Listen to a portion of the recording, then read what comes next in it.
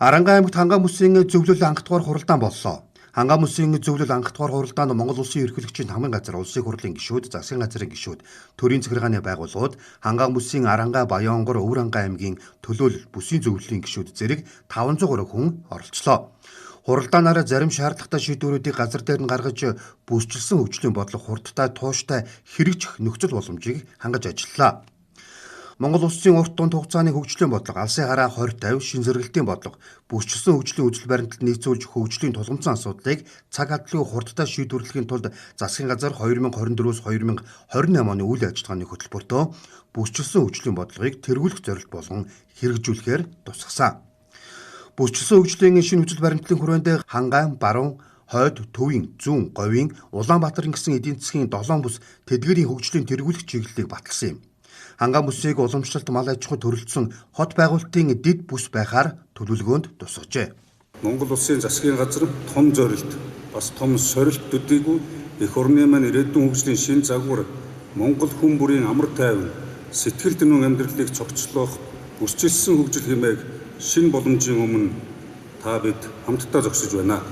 Цаашид бүсчилсэн хөгжлийн бодлогын үр дүнтэй хэрэгжилтийг хангуулах хүрээнд бид Монгол улсын 21 аймгийг нийгэм эдийн засгийн 7 бүсэд хувааж бүсүүдийн хөгжлийн тэргүүлэх чиглэлийг тодорхойлсон бөгөөд Хангаан бүсийг уламжлалт мал аж ахуйн төрөлжсөн бүс бөгөөд хот байгуулалтын дэд бүс болгон хөгжүүлэхээр зорж байна.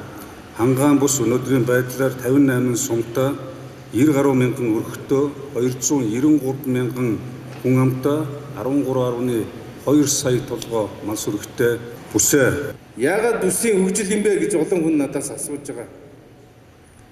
Бид 24 онд хамтарсан засгийн газар байгуулж урттай хөгжлийн төлөөх зориг гэрээг хийхдээ бүсийн хөгжлийг онцлсон. 14 мега төслийг сая танилцууллаа. Дээр нь бүсийн хөгжил явмаар байна гэж. Энийг яг нэг ажил хэрэг болгоодох ёо гэж. Яагаад? Яг үүндээ бол бүсчилсэн хөгжлийн бодлогын үзүүрт ядуурлаас гарыг гэж байгаа юм. Манай сумын засаг дарга нар бүр энийг маш сайн ойлгоод авчих хэрэгтэй. Аймгийн хурлын төлөөлөгчид энийг маш сайн ойлгоод авчих хэрэгтэй. Бид жоохон том орон зайгаар сэтгэхий гэж. Бид бүхэн хангаан бүсийн хөгжлөө ярихад зорилго нэгтэй авах хэрэгтэй, бодлого нэгтэй авах хэрэгтэй. Ингэж байж хангаан бүс бол хөгжнөө. За Өвөр Ангай аймгийн бол онцлог байна, тийм ээ. Хүн амын тоо ихтэй. За зах зээлд бол одоо эрс шилжсэн худалдаа үйлчилгээний төвүүд ихтэй, малынхаа тоогоорч байд юм одоо бүхэл салбараар бас арай илүү өмнө алхаж яваа болов уу гэж бодож байгаа юм. За аялал жуулчлалын салбарт гээд Арангаах илүү явж байна, тийм ээ. За манай Баянгорынхан бас ингээд давуу тал байгаа. Тэгэхээр цаашдаа одоо энэ 3 аймаг маань үндсэндээ 2 салбарт бол бид нар түлхүү анхаарч ажиллах ёстой гэдэг ийм зарчмыг барьж байгаа. Аймгийн удирдлагууд, холбогдох албан тушаалнууд бид нар бас хэд хэдэн удаа уулзаж ярилцсан.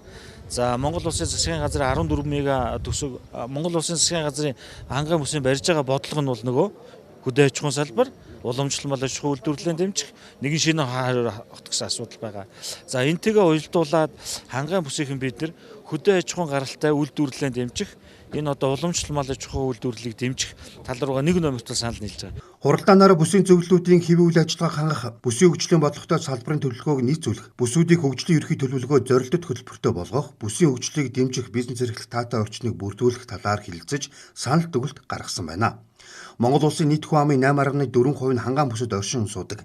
Бүсийн эд хотын нийт бүтээгдэхүүний бүтцээр нь авч үзвэл хамгийн их 52.6%-ийг хөдөө аж ахуйн салбар, 32.2%-ийг үйлчилгээ, 15.2%-ийг үйлдвэрлэл эзэлж байна. Бүсчилсэн хөгжлийн бодлогын хүрээнд бүс нутгийн онцлогтон тохирсон хөгжлийн төлөвлөгөө боловсруулан ажиллаж байна. Хүчний харьцааны хувьд бол хангаан бус бол хүчтэй, шинэлэг залуу гишүүдтэй, 2-2 засгийн газрын гишүүнтэй, 3-аас дээш сонгогдсон 3 парламентын гишүүнтэй байна гэдэг бол энэ бол бас улс төрийн одоо мэтгэлцээний дунд энэ бол их тийм том капитал. Тийм учраас өнөөдрийн одоо хурлаар бидний хувьд бүсийн зөвлөл ингээд аль биесээр байгуулагдана. За ингээд бүсийн зөвлөл 1 жилийн хугацаанд одоо хэрхэн ажиллах вэ гэдэг бол бүсүүдийн хооронд хуралдаан болно. За засгийн газрын хувьд бол бид нар хамгийн сайн ажиллаж байгаа бүсийн зөвлөлийг л дэмжиж ажиллана. Нэгүрэл бол хамгийн сайн техник эдийн засгийн үндэслэлээ гаргаж ирсэн, хамгийн эдийн засгийн үндэслэлтэй мэтгэлцээнийг гаргаж ирсэн бүстэй, хамгийн эв нэгдэлтэй бүстэй л одоо засгийн газар хамтарч ажиллана.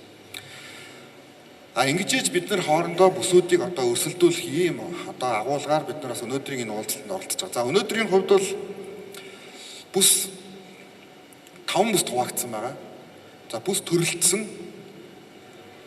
За энэ дотор хангаан бүс бол уламжлалт, мал аж ахуйн төрөлдсөн хот байгуулалтын одоо дэд бүс гэдэг ийм агуулгаар төрөлдсөн байгаа. За ингээд бүс бүхэнд одоо бид нар улсын төсөв хэлэлцэхээс өмнө буюу 7 сарын 1-ээс өмнө одоо энэ бүх уулзалтуудыг бүх бүсүүдэд хийж дуусгахаар ингээд засгийн газар бүрэн бүрэлдэхүүнээр ажиллаж байна. За хэд хэдэн зөвөр мэдээллийг мэтгэлцээнд хэрэг болох үүднээс та бүхэнд өгөхөд засгийн газраас аймгийн төвүүдийг хооронд нь бомбтуудтай холбох нь зүйтэй юм а гэж үзэж байна. 2000 оноос ахуулаад за мянганы замын их бүтээн байгуулалт явсан. За тэрвэл нийслэл Улаанбаатар хотыг аймагуудтай холбогдсон. Хамгийн сүүл Завхан холбогдсон. За одоо бол бид нар 5 бүс дээрээ тулгуурласан ийм одоо дэд бүтцийг хийе. Эрчим хүч болон автозамын дэд бүтцийг хий. За агаарын одоо тийм ээ нислэгийг бас илүү дэмжих ийм эрх зүйн орчныг оруулъя гэдэг байдлаар ингээд ажиллаад явж байгаа. За Монгол Улсын засгийн газраас баримталж байгаа өссөн хөгжлийн бодлогын хүрээнд бол хангаан бүсийн эдийн засгийн чиглэл бол аялал жуулчлалын чиглэл гэж үзэж байгаа. За энэ хүрээндээ бол бидний хувьд одоо яг хангаан бүсийн аялал жуулчлалын бодлогыг ер нь тодорхойлж байна. За ер нь бол Монгол улсыг зорж ирж байгаа нийт аялал жуулчлалаар ирж байгаа жуулчдын дийлэнх нь бол одоо байгалийн болон соёлын аялал жуулчлалаар суурилан ирж байгаа. Тэр дундаа одоо адал явдлал аялал жуулчлал за үүнээс гадна шашны аялал жуулчлалыг сонирхож ирж байгаа. За манай хангаан бүсийн давуу тал юу байгаа вэ гэхээр бидний одоо эртний лууд хот за хар орон хотын туур гэдэг археологийн маш их олдвруудтай за үүнээс гадна соёлын нөөц ихтэй за байгалийн нөөц ихтэй буюу одоо байгалийн нөөц гэхэд манай одоо үгийн нуур байна, тэрхийн цагаан нуур байна гэдэг гэх мэтлэн байгалийн одоо аялал жуулчлалын нөөц ихтэй ийм газар байгаад өнөөдөр бүсчилсэн хөгжлийн зорилтод хамгийн гол нь одоо эдийн засаг нийгмийн асуудлыг шийдэх вэ, хөгжүүлэх вэ гэж асуудал яригжээ. Тэгэхээр энэ дээр бол яхахгүй одоо бид байгалийн нөөцөө яаж хамгаалах юм бэ? Нөгөө талаас яаж зохистой ашиглах юм бэ гэдэг асуудлыг бол манай яам бол байнга тавьж байгаа. Жишээлхэд сүүлийн 3 жил гэхэд байгалийн нөөц ашигласны төлбөр одоо аймаг орон нутагт 33 тэрбум төгрөг орсон байгаа. Тэгэхээр манай яам юу гэж одоо шаардлага тавьдаг болтгүй гэхээр хуулиа хэрэгжүүлээч.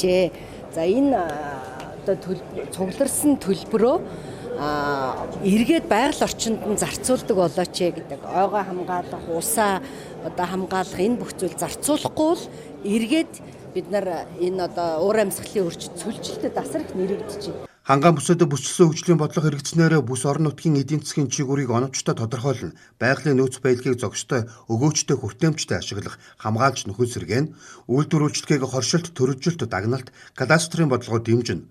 Бүс дамсан салбар хоорондын уялдааг хангасан стратегийн төслүүдийг үе шаттайгаар хэрэгжүүлнэ гэх мэт олон зорилт тусгаад байна.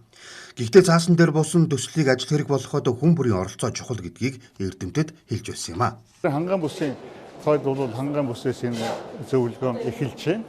Ажил урагшилж байгаа нь бол их сайн хэрэг.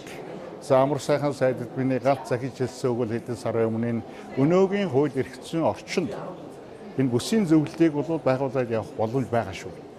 Энийг хурдан хийж өгөөрэй их сайн. Энийг хийгээд өнөөдөр ингээд галтрыг хөдөлж байгаад бол бас баяртай байна. Тэгэхээр энэ бодлого нэгдсэн ойлголттой биш. Хамгийн гол нь юу гэхээр өөрөө төр засаг томьёолсон бодлогоо тавьсан зорилтоо тууштай хэрэгжүүлэх гэдэг нэг ийм л зүйл Монгол улсад дутагдсан. Өмнөх түүхийг мэднэ шүү дээ. 4 жилийн циклтэй таслагдсан ингээд бодлого үсрээд явдаг. Өмнөх засгийн дараа засгийн газрын өмнөхөө үсгээ явдаг. Ингээд бодлого ерөөс тууштай явахгүй. Энэ чинь бол бас нэг том шалтгаан. Тэгэхээр одоо энэ нөхцөл 2050 гэдэг алсын хараа урт хугацааны хөгжлийн бодлоготой болсон. Энэ хүрээнд бүсэлсэн хөгжлийн бодлогоо томьёолж оруулсан. Тэгэхээр энэ хуралдааны үеэр болсон боловсролын чиглэлээр хангаан бүсийн өмнө тулгамдсан гол асуудлуудыг гişүүд хөндөж ярьж байна. Нэгдүгээрт энэ мэрэгжлийн боловсролууд өөрөөр хэлбэл энд үйлдвэр хөгжүүлэх тийм ээ малчтын түүхийн эдийг үнд оруулж энд үйлдвэрлэлд хөгжүүлэхэд хүний нөөцтэй ажил барьж байгаа. Тэгэхээр энэ асуудлыг хөндөж ярьж байна. Тэгэхээр хавтхан хэлбэрээр ийм мэрэгжлийн сургуулиудын сургалт үйлдвэрлэл эрдэм шинжилгээний ийм төвүүдийг төвийг байгуулах ийм саналыг түрүүнд Батцэг сайд хэллээ. Боловсруулалтын яамнаас үүнийг тэзүүг нь боловсруулахад бүрэн одоо хамтран ажиллах ийм боломжтой гэж харж байна. Энэ угаасаа бас энэ бүс болгонд ийм төв байгуулах ийм засгийн газрын бодлого явж байгаа. Тэгэхээр одоогийн байдлаар бол Өмнө Говь аймагт тэзүү нь бол хийгдсэн. За мөн одоо хойд бүсэд бас хийгдэж байгаа. Ийм байгаа. Тэгэхээр Ханган бүсэд бол энэ шаардлагатай гэж ингэж үзэж байна. Хамгийн нэгдүгээрт бол хөдөөгийн одоо аслагдсан багуудад интернетийн дэд үтсийг сайжруулах, бидний хэлдгээр бол хөдөлгөөнд холбооны одоо тоог нэмэгдүүлэх ийм саналуудыг маш олноор нь хэлж байна. Одоогоор бол бид нар энэ жилийн хувьд Ханган бүсд бол 17 цэг дээр хөдөлгөөнд холбоог сайжруулах ийм одоо төлөвлөгөө гаргасан. За хоёрдугаарт бол сумдын интернет бол үнэхээр одоо хүрэлцээ муутай, багтаамж багатай байна гэсэн гомдлыг илэрхийлж байна. Сумдын интернетийг бид нар энэ ондоо одоо Монгол улсын бүх сумын интернетийн багтаамжийг 10 дахин нэмэгдүүлэхээр ажиллаж байгаа. Ингэснээр бол сумын сургуулийн хөөхөд сумын эмнэлэгт хэвтэж байгаа одоо үйлчлүүлж байгаа хүмүүс бол Улаанбаатар хотод байгаа юм шиг цахимаар дамжуулж үйлчлэгээ авах бүрэн боломж бол нэмэгдэнэ гэдгийг хэлье. За хоёрдугаарт нь бол энэ Ханган бүс гарааны компани буюу технологийн компани залуучуудын энэ технологийн боловсролыг нэмэгдүүлэх чиглэлээр одоо тодорхой одоо анхаарал хандуулж ажиллаач гэсэн саналыг илэрхийлж байна. Монгол Улсын засгийн газрын 2025 оны 3 дугаар сарын 6-ны өдрийн хуралдаанаар бүсийн зөвлөлийн анх дугаар хуралдааныг бүс бүрт зохион байгуулж, бүсүүдийн хөгжлийн ерөнхий төлөвлөгөө боловсруулах, бүс тус бүрт шаардлагатай мега төслүүдийг танилцуулж хилцүүлэх шийдвэр гаргасан юм. Энэ удаагийн Ханган бүсийн зөвлөл анх дугаар хуралдааны үеэр тус бүсэд ирэх 4 жил хэрэгжих боломжтой бүсийн чанартай хөрөнгө оруулалтын төслүүдийг орон нутгийн иргэд хөрөнгө оруулагчдад танилцуулж хилцүүлэг өрнүүллээ. Монгол улс бүсчлэн хөгжлийн бодлогын хүрээнд Улаанбаатар хотын төвлөрлийг сааруулж орон нутгийг тэнцвэртэй хөгжүүлэхээр зорж байгаамаа.